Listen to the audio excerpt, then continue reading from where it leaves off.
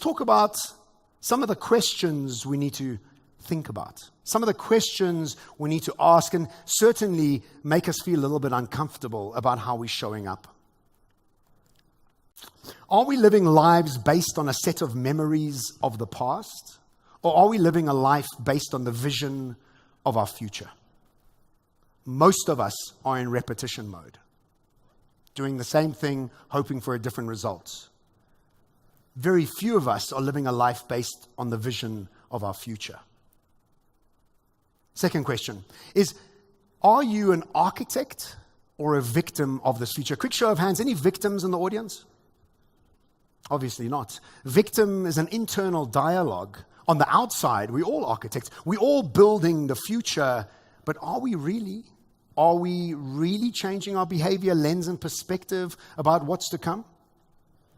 And it's always based on the quality of the questions that we ask. You see, Einstein said it best. He said, if I was given 60 minutes to answer a question and my life depended on it, I would spend 55 minutes devising the question's problem. I would spend 55 minutes understanding the problem and asking the perfect question and only 5 minutes answering it. And we all live busy lives. We don't have time for a new question.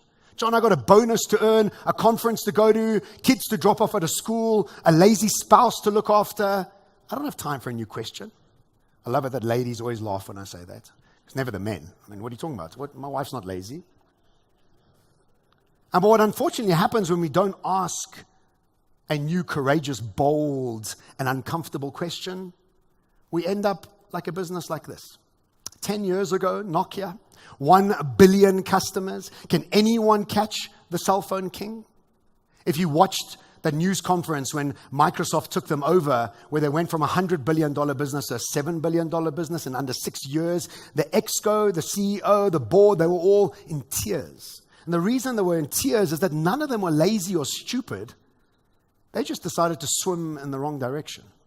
And in the world we're moving towards, it's much more important which direction we go into rather than the speed we're going at. And unfortunately, the world we live in today celebrates efficiency and speed, not direction. And if we have the right direction, we build the small little fruit company. 1996, when Steve Jobs went back to Apple and the direction of the business shifted, and they're never about speed, but about creating the best products ever, have created the first $1 trillion business. Direction is more important than speed. And a lot of us know about the 10,000 hour rule. Anybody who doesn't know about the 10,000 hour rule? Malcolm Gladwell made it famous in Outliers. His whole concept was if you want to do something at the world's best level, you need to practice for 10,000 hours. And this is really, really valid for somebody like Serena Williams, who's done hundreds of thousands of hours, and she's excellent at what she does, and the 10,000 hour rule really works with her, and so it does with Cristiano Ronaldo, also hundreds of thousands of hours, making him maybe the world's best player ever. But the problem is, in the world of business, we realize that the rules are changing, and in tennis and soccer, the rules haven't changed. In our world, our 10,000 hours means nothing as we start moving into the future. Our 10,000 hours are all about preparing for a new future and about discounting what we've done, and the preparation for the future becomes much more important.